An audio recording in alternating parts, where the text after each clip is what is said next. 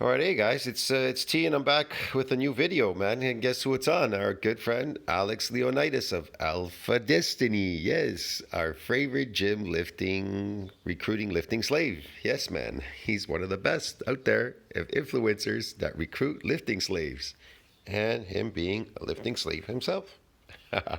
Anyways, let's review this video today. Let's see what Alex has to say. This is gonna be interesting. So Alex says, bigger biceps, or sorry, build bigger biceps without weights. Okay, build bigger biceps without weights. Um, yeah, that's kind of interesting. Weights don't build biceps, but okay, whatever. Gymnastic rings are my favorite tool for building big biceps from calisthenics. And Oh, yeah, gymnastics rings. Okay, what do they do a lot for gymnasts? Well, they cause a stretch on your biceps. That's what gives you big biceps. Okay, yeah, okay. That's not what gives you big biceps, but they do create a stretch on the bicep. Food is going to create the bicep for sure. right now, I'll be showing you my favorite exercises and variations of the bar versions. The first being the ring chin. Come on, you saw that coming. First of all, set the straps vertical. Okay, so this is what you would call a new adaptation. It's kind of obvious, man. Look, man, if you've never done this movement or exercise on the rings, you're going to get an adaptation. What does that mean? The muscles are going to get damaged. And then they'll repair and remodel stronger, and then they'll be resilient from further assaults doing this exercise again. Okay? See what I mean? But in bodybuilding, we move up heavier to get more adaptations. We move up heavier in weight. But that too is very specific. You understand me? Muscles still have to go through a repair and a remodeling. That's why they don't work for people in the gym. They think, well, I'm damaging muscles every day. If you were to damage your muscles every day, you'd be dead. You'd die. Get it? Muscles, they don't damage every day. They still need to go through a repair and a remodeling, just like it says in science, before they could ever be broken down again, but moving in an adaptation. But if you don't understand what that means, then you're really slow to catch on. You're really slow to understand, okay? But whatever. Close together. You will notice that in the bottom position, I'm either in a And no, progressive overload is going to build my muscle. No, a progressive overload is not going to damage your muscles every day. Get it? You understand me? They can only be damaged in an adaptation. And muscles have to be repaired and remodeled before they could ever damage again. If you don't understand what that means, then I can't really explain it to anybody out there, okay? Only the people on my channel probably understand. Well, they understand it. neutral position or semi-supinated. And as I start to pull up, the rings naturally rotate in, thus bringing my elbows in and hitting the Okay, so it's a different variation. That would be a different adaptation. There you go. Different variation, different adaptation. You're unaccustomed to doing these exercises, or you're unfamiliar with doing them. You never did them before, and you start doing them all of a sudden. You do a lot of them on the day. You do a lot of them on the day. You're gonna get this damage, and then what you need to do is allow those muscles to go through a repair and a remodeling. But during that repair and remodeling, protein synthesis needs to exceed that breakdown in order for them to build. In other words, you need to be in an anabolic growth state for those muscles to grow. If you're not anabolic, if the breakdown, if the buildup doesn't exceed the breakdown, then you're fucked. Your muscles, they won't grow. And if anything, they'll shrink. You understand what I'm trying to explain to you? That's what they mean by anabolic growth state. In other words, you need to shut off the catabolic hormone. You got to convert the catabolic hormone to an androgen so it doesn't have to compete with the myocytic androgen receptor. That will keep you anabolic, keep growing. It's like these burn victims. Why did they feed them 36 raw eggs?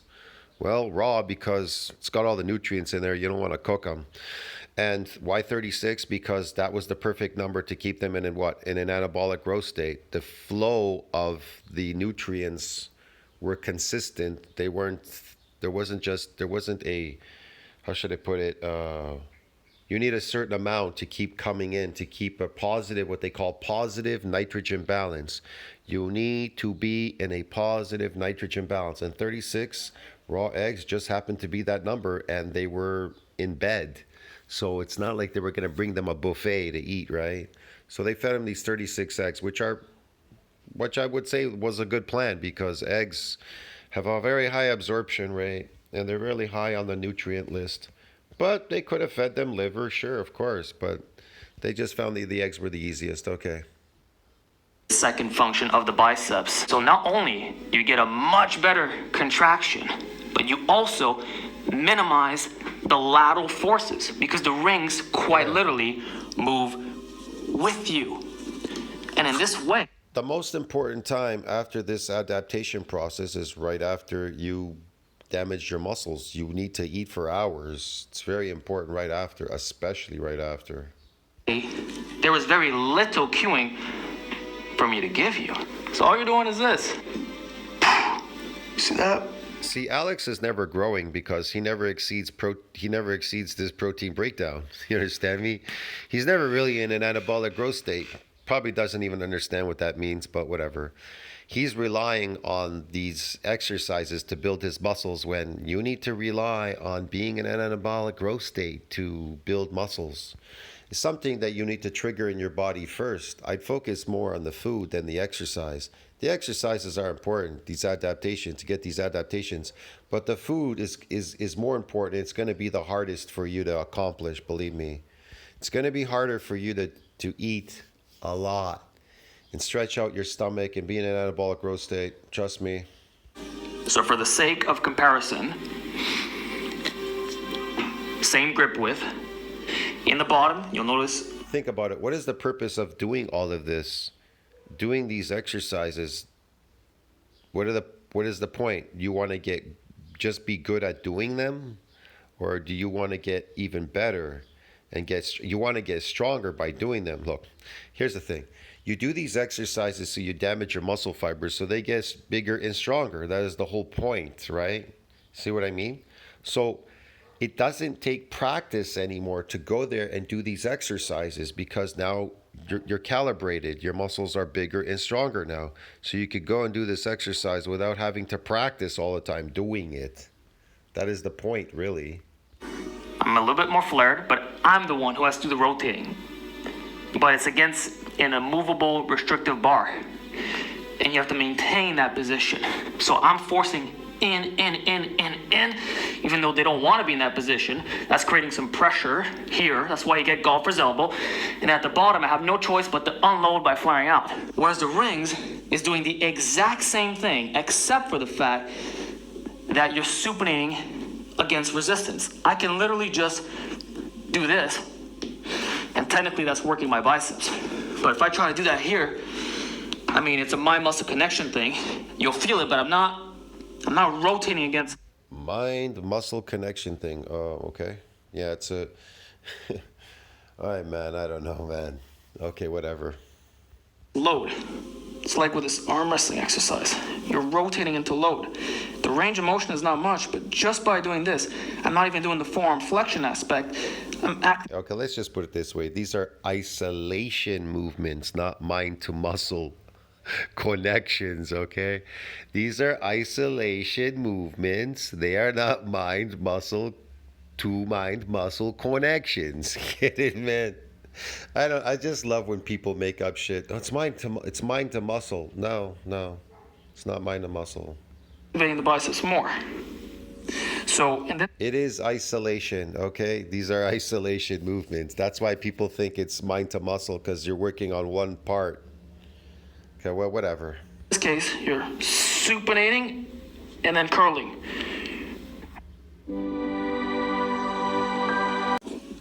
It's the exact same thing. Here you can clearly see the difference. With the bar, I'm forcing the elbow in, but the ring, it's automatically doing what I want for biceps.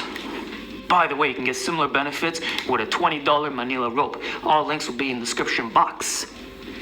So on the bottom, you're 100% neutral, but you're actually flexing the forearms, and you can rotate the rope inwards.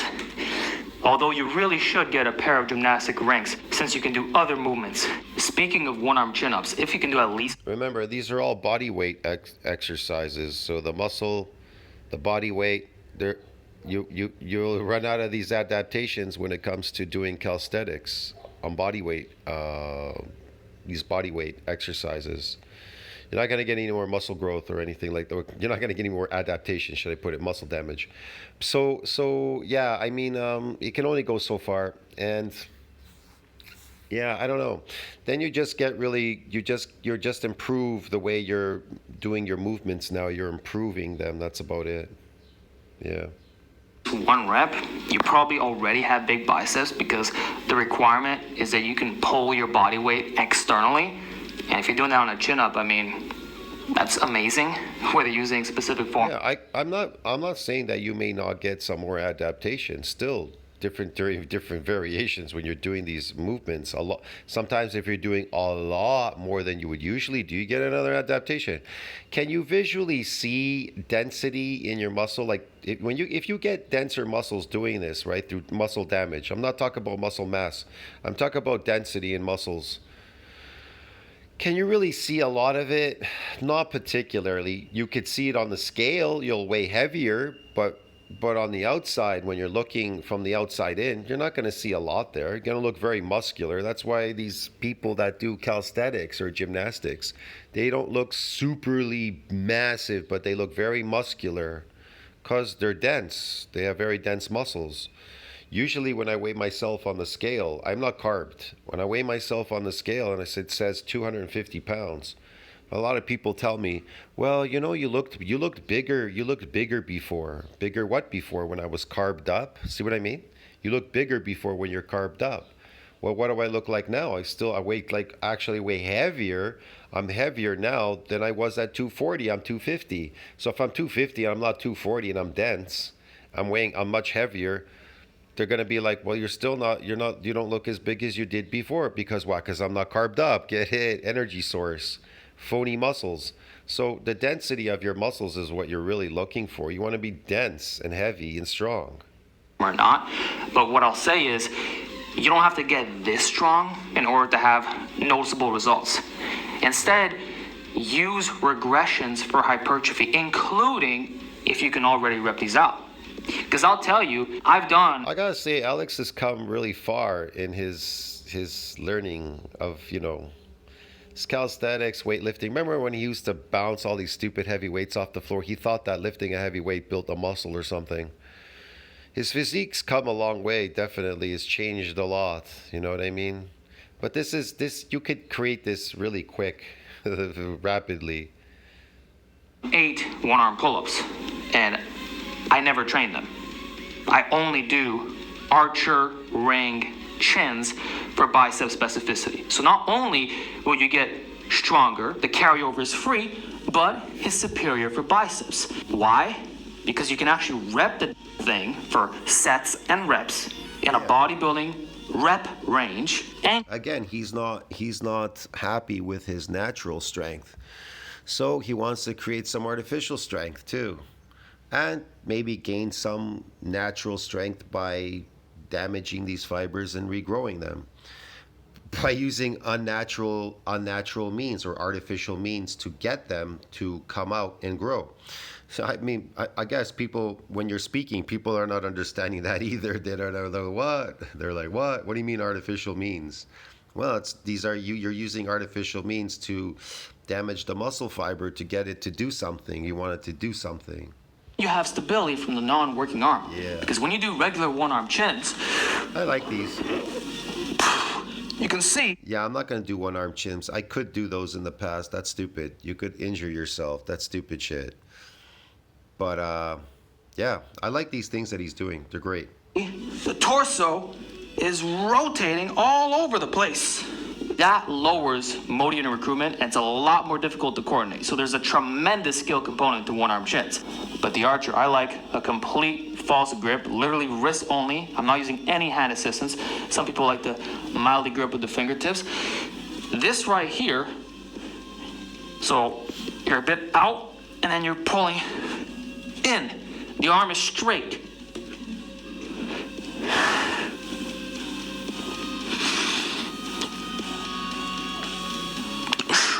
Muscularly, I'm doing the exact same thing, except now I can coordinate my body through space. there's no front to back motion. It's only sideways, but you're not going anywhere because that's where the straps are fucking positioned. So it's almost like some weird mixed grip. Left arm is diagonal, right is straight. Now, you can false grip the working arm, flex those forearms hard, cup it over without gripping, that's how I like it. You're gonna start on this side, and as you pull in with the elbows coming towards your hips, you straighten out the left arm. So a common mistake is guys bending like this. Instead, straighten and almost push it out to the side. That's the cleanest form that yields the best carryover to one-arm chin-ups. And I should also mention that archer ring chins will blow up your lower lats because you're perfectly lined up as if you're doing it with a cable, yet you're also leveraging the rib cage and getting the optimal squeeze at the top. You're not going too high regarding humeral elevation, so the lats have good leverage. And as you're coming in, it's as if you're doing ring chins from the front. So it's like you're getting the best of both worlds. Okay. And you're automatically in a low rep range, so fatigue doesn't creep up on you. So check it out. I'm pulling in towards the spine, the elbows to my side, so I'm getting the optimal lat squeeze. And then as I come here, I'm also getting a decent stretch, but I'm not at the highest levels of humeral elevation. I'm at that angle, so the lats still have good leverage in the bottom position. You see? And because the torso is only moving sideways and your neck... Why is he trying to make this sound so scientific or complicated, man? Come on. Just keep doing rep after rep. That's it. Naturally gonna get stopped. It's stable. There's no forward to back because you're aligned perfectly. What's there not to love? It's a great exercise for back and biceps hypertrophy. By the way, everything I showed you with the rings can be replicated with the bar. It'll be a little bit more restrictive, but there's substitutions. So if you don't resonate with this, fine. Do the bar archer. Except you can't force away as much. That is a bit restrictive.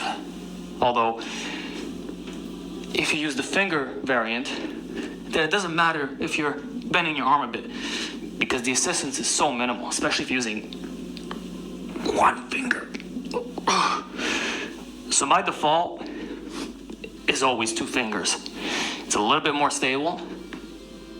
Then you could grind out a couple more reps. F me, it's so difficult to talk while doing these advanced variations. Oh my God.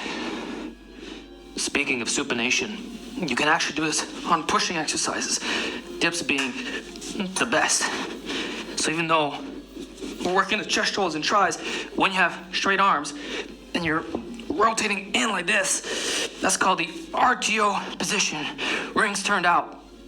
You're better activating the biceps and the upper chest.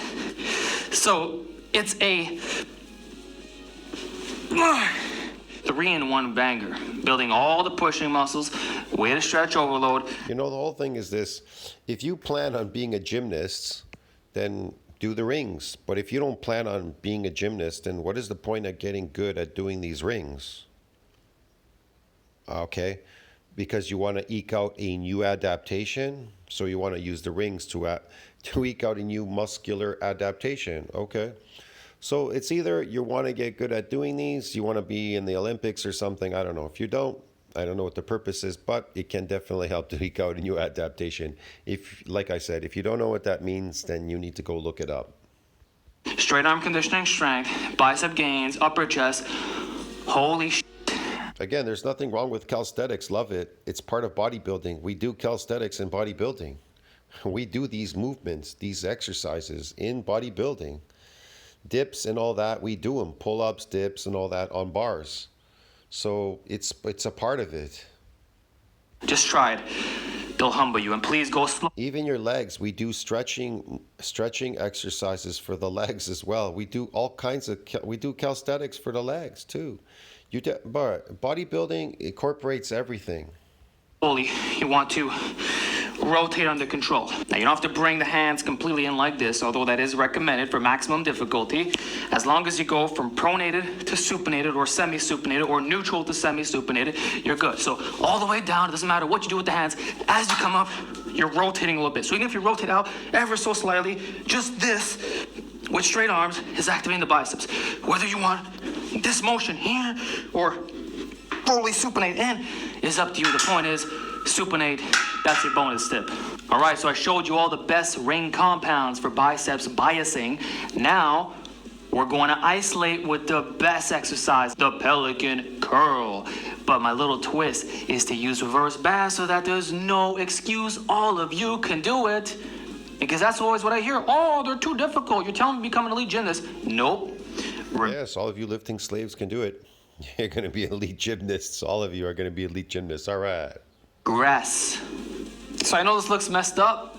Put the band right under your nipple line, grab the rings right behind you, and slowly lower yourself. And then curl. It's a biceps isolator. Now, if you want more long head, position the straps slightly out and flare the elbows. So exact same thing, but your leverages are better. So if you can't even use a micro mini band, this might get the job done. So you can really feel the stretch in the biceps in the bottom. Right here, it's more intense than an incline curl. This is lengthened position training. Shoulder extension, a little bit out. You know what? If you've never done a pelican curl, prepare for the worst DOMs of your life. This is one of the secrets to calisthenics athletes have. See, he just said if you've never done this, be ready for the worst DOMs of your life. And what is DOMs associated with? Ultra-structural muscle what? Injury, yes. And then there's reduced force capacities and restriction of movement and a whole bunch of stuff, pain, soreness, this, that, whatever. Then you allow your muscles to go through repair and remodeling, and they'll come back bigger and stronger than the last time. But they'll be resilient from getting this damage or DOMs again. Enormous biceps. Now, if you're strong enough without the reverse band, congrats. You're not going to get enormous biceps, but you can if you move the repetitions higher and higher in calisthenics. So you're going to have to go from, I don't know what it is and what set you're doing here. Let's say, for example, you do one set of 25 reps. Next time your set would be maybe 50 and then move to like, I don't know, 100, 150, and then 200 repetitions in one set. See what I mean? So you have to move higher and higher in repetitions. And then you can eke out more of these so-called adaptations. Yes. Congratulations. Here, use a false grip. Elbows are somewhat in. Lean forward. Yeah. Keep those elbows tucked. The only thing I'll say is, I know what he's trying to do. He in his mind, he's thinking, well, if I just do this, I'm just going to keep stretching it out. If I just keep stretching it out, not necessarily. Again, it's adapted at this point. See what I mean? You need to move up in repetitions to get more adaptations in body weight exercises. That's how it works. You have to be a very low body fat to do these unassisted, and you'll most likely be in a lower rep range, and that's fine. See, Again, too, this is there's a level of difficulty here. Yeah, definitely. If you've never done these before, there'll be an adaptation there as well. See what I mean? Just if you do that alone, what he's showing you right here, because you've never done it before like that. In that movement, this movement you've never done before this way. I'm tired now, so I can't get many reps. But this is hands down the best exercise for the biceps. And then as a mechanical drop set, you can go into a shortened curl. Usually it's the opposite. You do short, then lengthen. But in this case, the leverages are just easier. So regular ring curl. Squeezing the biceps hard at the top. If you want, you can lower yourself. This is how I like to do mine, so that you're curling up like a vertebral. No. You don't need to wear a weighted vest. Just go to failure on both. You're all set. And by the way, if you don't want to face plant, You can always use your feet, slowly inching back. So you're cheating, almost as if you had a stick. Only do that if you know you're gonna fall forward and possibly injure your biceps tendons. Although I will say, pelican curls, proper full range of motion, will strengthen the bicep tendons, preventing tears. He said strengthen it and preventing tears. That's why that's the adaptation process. In terms of positioning, I like number 10. So right on the belly button, lower ab line. So preventing tears in the muscle, how do you prevent a tear like an injury, like a real severe tear, like that's what he's talking about? How do you prevent that? The repair and remodeling of doing these exercises prevent that. That's the whole point. That's why muscles damage. So the repair and remodel is stronger, so they're resilient from further assaults and you don't get injured. See what I mean? Yeah. Area. Make sure you're supinated in the starting position, elbows tucked. That's all there is to it. And keep the body forward. So a pelican curl is like doing a super low incline curl. You're stretching the biceps to the max. So you can either do pelican curl. Yeah, but once it's adapted, it's never going to get damaged again. So there's no growth. What's the point? Or lay all the way back on a flat or low incline bench. Let's say 15 to 30 degrees tops. Or you can even mimic the pelican curl on the cable station. So it's about the arm orientation. With pelican curls, we're stretched all the way back, but even more so than a traditional incline curl. So compared to a vertical seated curl, when you set the incline to 60 degrees, this is what most people do, guys will be like, wow, I'm getting the maximum stretch on the biceps, except they're not. Yes, it's significantly better, and this is probably all you need when going heavy, but you can lower that incline even more and get a better stretch. You want the arm so far back that you can even see your pec stretching, which is actually what we did with the ring dip. So although I'm not saying the chest and biceps are connected in this way, you still want to imagine it in that way, as if you're in the bottom of a cable crossover or fly, but with completely straight arms. And actually, if you do straight arm flies with straight arms, you will feel your biceps more. Try it, I'm not wrong. Whereas pelican curls force you at that extreme angle. Whether the rings are slightly higher or lower, at the end of the day, you're getting the maximum stretch. The arm is always fully pinned back. And even if you try to manipulate the head motion, because guys will raise their head off the incline bench to reduce the stretch and lift more weight, they're lifting with their egos. Well, guess what? You can't ego lift with the pelican curls. You're doing the opposite. 90% of you will have to reverse band it. But you'll get better gains for it. You're actually going to increase stability as well, although this is stable enough because the straps are keeping you in a machine-like pattern. But still, you're either strong enough to do them or you're not. And yes, for those wondering, this could be replicated with a cable setup. I showed that in one of my bicep stretching videos that I made a while back. Quick bonus tip, even though this video is all about rings and biceps, you should also do hammer pull-ups because that will bias the brachialis, which sits right underneath the bicep. That will make your arm look more impressive from the side. So whether you're flexing here, here, or even from the back, you can see how it enhances the separation. And so not only do you want to do hammer curls, but also hammer pull-ups so that you maximize the strength of your brachialis and stay injury-free. Because at the end of the day, you are doing elbow flexion on all the variations.